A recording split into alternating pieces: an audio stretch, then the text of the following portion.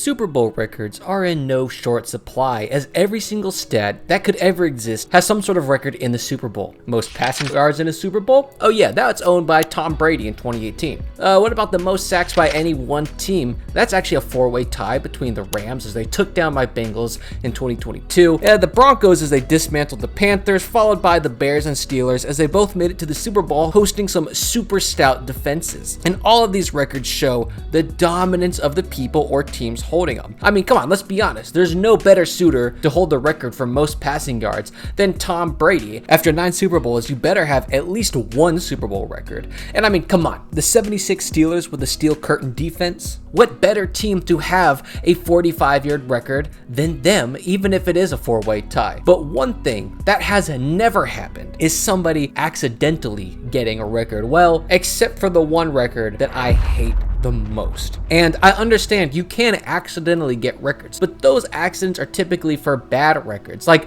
most missed field goals held by Efrain Herrera in Super Bowl 12, as he missed 3 that ultimately didn't matter as the boys rolled the Broncos 27-10. Probably whoever has the record for the most times getting sacked in a game was definitely not on purpose, but could somebody stumble their way into a good Super Bowl record? And yes, they can. And it sucks for so many reasons. So here is the worst Super Bowl record of all time. You may remember the Punter Bowl of 2019 as the Rams took on the Patriots, where the Rams have on their side arguably the greatest punter of our generation, if not of all time. And we get to see him work in a massive 9-punt performance as he's completely dominating the field position, limiting Julian Edelman to only 2 returns, averaging a whopping 1 yard per punt return, and keeping 5 of those punts inside the 20, where he would put his name in the history books on his 8th punt, standing in the back of his end zone, needing something big. The score is only 3-0. The game is anybody's to have, and the end result is a massive 65-yard punt being down at the opposite 29-yard line, completely flipping the field. Now, I can hear you over there. Isaac, it's a close game. He's a goated punter, and he hits a record-setting punt. Literally, what is there to hate about it? What's there to hate? The punt sucked. Imagine this. Okay, the longest pass in the Super Bowl history is an 85-yard touchdown pass from Jake Delhomme, where he avoids some blockers, looks downfield, sees a wide-open Muhsin Muhammad, and throws a pearl right to the fingertips of Muhammad. This just feels right. This feels like what you should expect from a record-setting play. For our longest punt, we get this. Hekker steps to the right and swings back across his body to the left for a technique called a hook punt.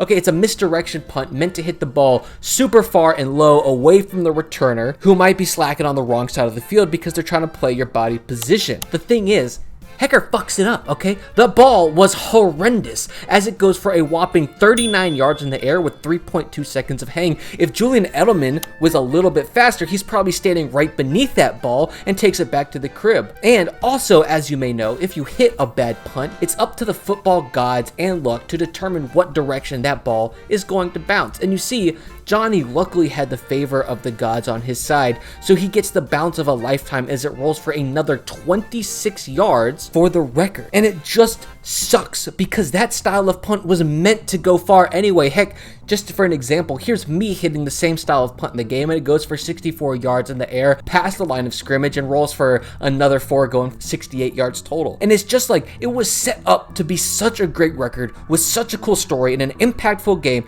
by one of the best punters, but instead we get the equivalent for if the longest pass play in Super Bowl history was just a screen pass check down that somebody blew an assignment on. I just think that the Super Bowl record should never have an announcer saying this as the ball comes off his foot. From the end zone, he punts it, didn't catch it.